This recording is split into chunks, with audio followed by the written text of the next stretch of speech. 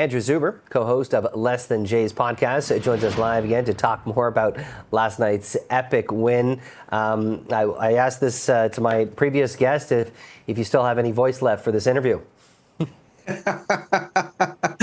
I have saved it for you. Yeah, maybe a little tired today across the nation, but if you can't get up and talk about baseball, what are you doing? Yeah, a little bit of voice left, was certainly up later than normal. That's for sure.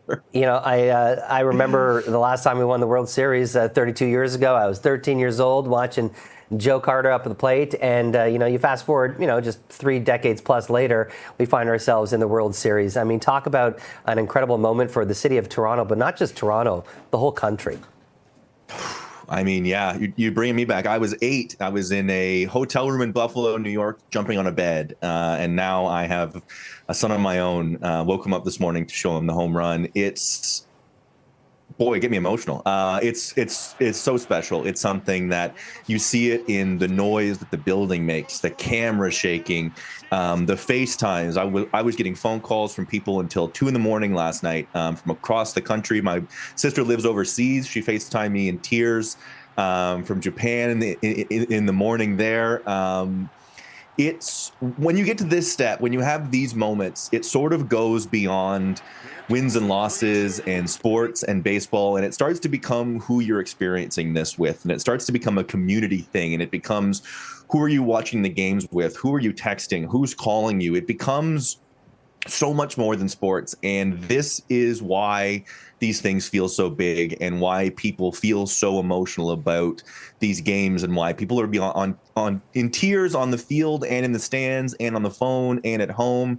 When these things start to take on outsized scale of just what's happening on the field, it's really easy to get caught up in it, and that's why you see it across the country. There's something to be said about when you look to your star players to step up when it matters most in that big moment. And you look at what happened 32 years ago. We had Joe Carter on the show yesterday, and that moment will be, it has been immortalized in Toronto sports history. And then you see what George Springer did last night. I mean, just absolutely incredible. Talk about that moment, but also, let's give it the attention it deserves. But now we also have to shift to the World Series as well. Yeah, absolutely. It's poetry, it being George, not just from getting hit in the knee 2 games ago and looking like he exploded his kneecap, but fans of the team will remember 2022. The last time they were really a really good competitive team in this spot. They lost to this very Mariners team. They blew an 8-1 lead, and the catalyst for that loss was a collision between George Springer and Bo Bichette.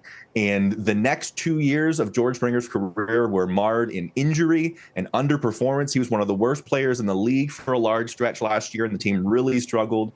He bounces back this year. He was a top 3 hitter in all of baseball. And when it comes time to absolutely vanquish one more demon, it's George Springer in that spot. And you talk about looking to the World Series. If you were to draw a path, what's the most poetic way the Jays could do this? You beat the big brother Yankees.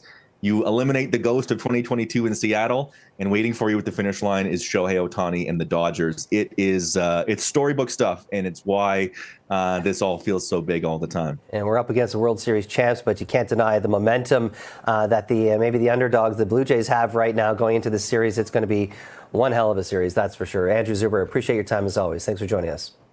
Can't wait. Anytime.